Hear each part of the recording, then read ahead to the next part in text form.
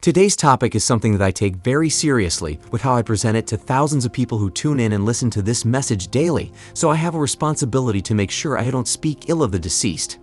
I'm aware we talk about women and the womanist agenda, but when a life is lost, we won't slander that person regardless of what they did while they were on this earth. The same with the Queen. Although you can say she is directly linked to the new world you-know-who, we have to have respect for the dead regardless of what they or their ancestors did while they were in the world of the living. So I'm just putting that out there that I don't want anyone to rejoice or slander someone who gets sent to the shadow realm on this platform, because all of us will have our day of reckoning. With that said, one of our loyal commenters, John, shout out to you. I won't say your full name because I don't know if it will affect your job if they find out, but you know who you are. He suggested this article to me to do a video on, and here we are, ladies and gentlemen, to cover this story of a woman who decided to do an experiment and pretend to be a man to see if we had life on easy mode, and unfortunately, she had to delete herself with how difficult it was to be a man in this world. Now, I haven't read the full article because I want to go through it as I'm delivering this message, but I suspect she was a part of the womanist movement, and that was what made her decide to do this experiment, which cost her everything. I don't want to see any vile comments about this individual because she's not here. Was she here, we would be roasting the hell out of her, but she's no longer with us, so we will not speak ill of the dead. Alright, before we dive in, I want to get this out of my head real quick. Being a man is very hard in this world, and it takes a man to know the struggles and then have to go through on an everyday basis. Every day we wake up, we have to compete and struggle just to survive and have food in our bellies each day. People hate us just because we were born a male. Nobody cares about us, our issues, and what we have to go through. People would rather step over your cold dead body than lend a helping hand like what's available to women. We have no support system, no agencies, no network that is in place in most countries that we can turn to if we fall on hard times. Society only uses us for what we can provide, and when we are not producing, we are swiftly kicked out to the streets to fend for ourselves. Overall, they don't value our lives, and we are disposable at best. As you can see, they have no problem sending us to war to fight and die in the name of freedom. What I just listed is just scraping the surface of what men have to go through in this life. If I was to touch on us getting divorced, great, losing our kids, losing our jobs for being a man, not being hired for being a man, and all the other issues that we face, this would be a 10-hour-long video. But I want to let you guys know that nobody is coming to save you, nor will they care about you as a man in this world. You are alone, and you have to look out for yourself and your best self-interest. So I would advise you to start prioritizing your life and taking the steps today to ensure that you don't end up dying on the side of the road from the cold winter, illness, or someone deleting you for no reason. Work as hard as possible to protect your future self and ensure you have retirement and long-term care money. This is very important, especially if you don't have kids, so take this very seriously. One more serious topic I want to touch on that needs to be said regardless if you don't want to hear it or not. The truth doesn't care about your feelings, so if you don't want to get your feelings hurt, then skip ahead or leave this video right now. Here's the deal, gents. Many of us, including myself, have decided we are leaving relationships behind because it's not worth it long term. Some of us went our own way, some of us are living the free agent lifestyle, and others have gone monk mode. You have to expect that if you don't have kids that care about you or money in abundance for your retirement, many of us will be going forward with this new world order. It is crucial if you have the time to make a conscious decision about what you want the remainder of your life to look like in terms of long-term health care and overall retirement. Just remember that the older you get, all it takes is one health catastrophe, and it's curtains for most of us. One stroke or cancer, and that's it, you're done. So I want you guys to think long and hard about what you want your life to look like in the last quarter, because health is everything. Without it, you're nothing. I've seen a poor man who got a stroke, and the man was just a shell of his former self. He was severely underweight, where his ribs were clearly visible, and he could not move on his own to wipe his own ass. It was so bad that the entire house smelled like crap, and he barely had food to eat. So I know we are going our own way and checking out, but if you don't have the money like that, or kids that care, or any kids at all, then you must be prepared to die alone, literally. I know I say that women will die alone, but men are the ones who die alone all the time, and it's not being discussed in this space very often. I'm not here to act like this is not a business and money is not being made with you guys tuning in. But for real, I'm not talking out of the kindness of my heart, so don't think I'm a good person, but you guys better think long and hard on how you want your life to end up looking like when you're old and weak. I know 2 men who died alone with no one to help them. The first man died outside his home, and the only reason they found him was because he was rotting, and the scent was so horrendous that people could not take it anymore. So they investigated and found his body being eaten by maggots, John Crow, and other animals that eat dead things. Based on what the report said, he fell sick, and it appears he was on his way to call for help when he collapsed and died outside of his home. If you guys are wondering where he lived and how nobody saw him, he lived in the bushes in my community, and nobody lived next door to him. The sad part is he did the whole marriage thing, and he had kids that moved out, and maybe they didn't care, but they left him for dead. So even having a kid is not a fail-safe plan. The second man that died was living the life that many of us are living right now. You could say he lived all three lifestyles because he never had kids, never married, and didn't live with anyone. Like the last man, he also lived in bushes away from other people. So how he died was similar to the other man, where he must have fallen ill and was on his way out of the bushes to either ask for help or go to the hospital, where he collapsed and met his end. This happened a couple of months ago, so it's still fresh in my mind. So allegedly, a farmer was traveling to his farm when he smelled something horrible, so he went to investigate, and there he found the dead man being eaten by maggots. So they called his brother to identify him and the cops, and that's basically it. I didn't hear of a funeral or anything. People in the neighborhood called him campy and the first man lucky. It's ironic because luck wasn't on his side. So why did I share that depressing story? Some of you guys need a reality check to make you understand that this life is not a joke and that saying you're going your own way, free agent and monk mode has consequences just like everything else in life. So you better get your money up so you don't end up like Lucky and Campy. Remember what I said in the beginning. Nobody cares about men, and nothing is going to change that, so you better prepare for old age if you make it that far. And for all our subscribers that didn't make it alive to hear this message, rest in peace. In my case, I've said numerous times in these videos that they're probably going to find me being consumed by maggots. It is what it is. I'm preparing for it mentally from now, so when it happens, I know that was a conscious decision I made if I don't die before that.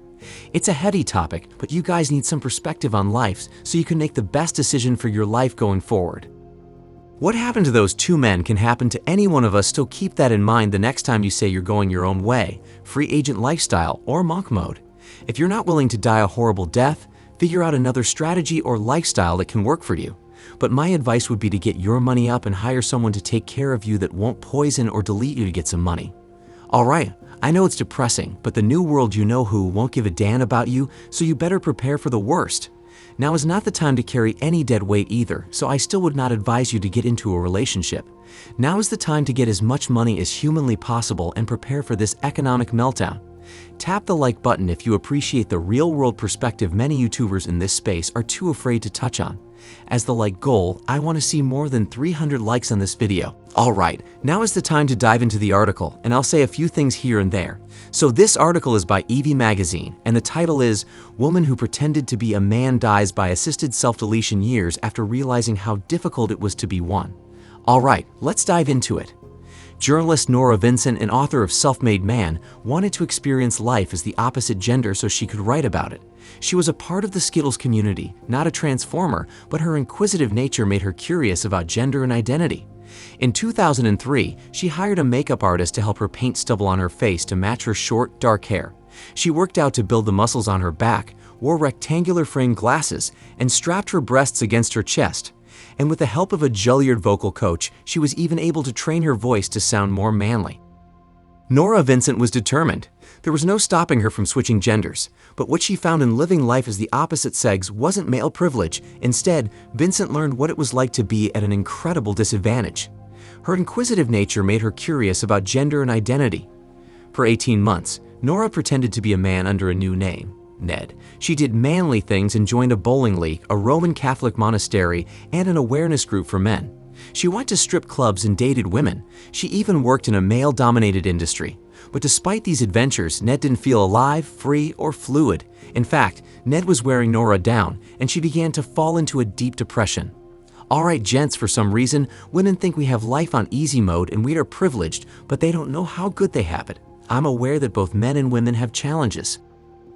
But here's the deal, I've never heard of a man switching over to being a woman, and he deleted himself because of how hard it is to be a woman.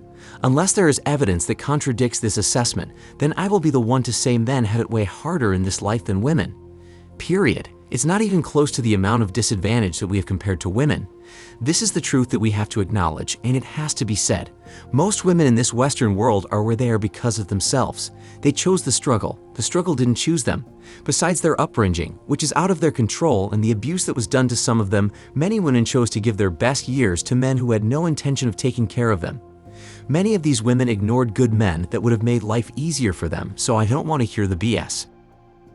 A lot of women and men are where they are because of the bad decisions they made that compounded over time and effed up their lives.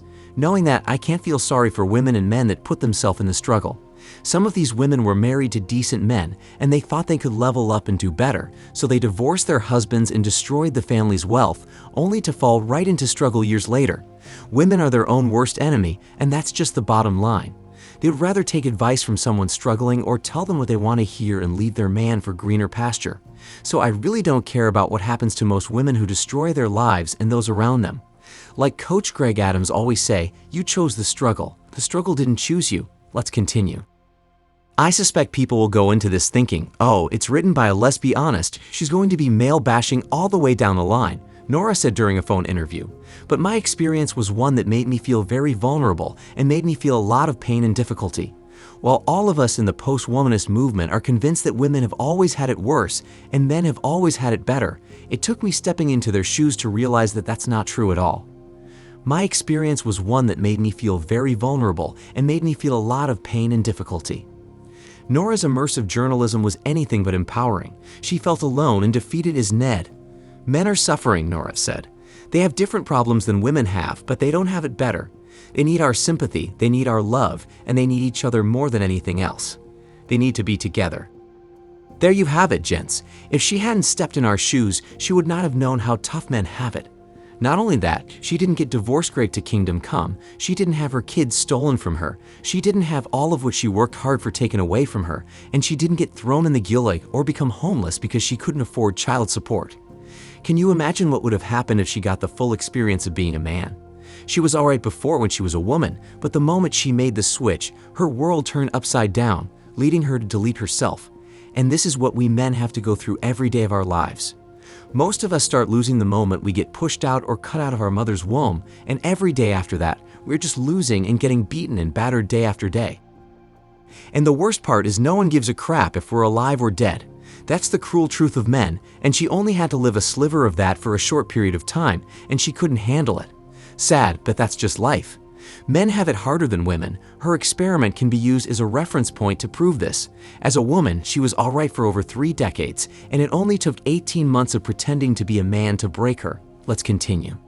Norah's mental state started to decline. She fell into a crippling depression as Ned and had to check herself into a mental facility while finishing Self-Made Man. Her experience in the psychiatric hospital inspired her next work, Voluntary Madness, My Year Lost and Found in the Loony Bin, in 2008. It was another immersive piece, and instead of disguising herself as a man, she disguised herself as a mental patient. But Norah's artistic expression of assuming different identities only continued to cost her psychologically. Still, getting lost, sometimes dangerously so, in my work is nothing new, said Norah. I began my writing life as an immersion journalist. I put myself inside other people's lives, and I purported to write from their perspective. But inescapably, I did so by means of my own. Norah Vincent's depression never went away, and she attempted self-extermination in 2014. It bears remembering something that Robin Williams mentioned in an interview that he had given years before he committed self-deletion in August 2014. He was discussing addiction, but the important part of what he said, which was wisely cautionary and profound, applies equally to depression and self-deletion intent. It never goes away, wrote Norah. It lies in wait for the moments when we are weakest. Managing it is a constant battle. We must be ever vigilant. Even so, we do not always prevail. While Norah was incredibly self-aware and reflective, it seems she never got over the mental difficulties and setbacks she faced from immersing herself in her work. In the summer of 2022, Norah finally succumbed to her pain and died at the age of 53 via assisted death in Switzerland. That's tough. I wish she didn't have to lose her life to learn how hard it is to be a man, but that's just how it is.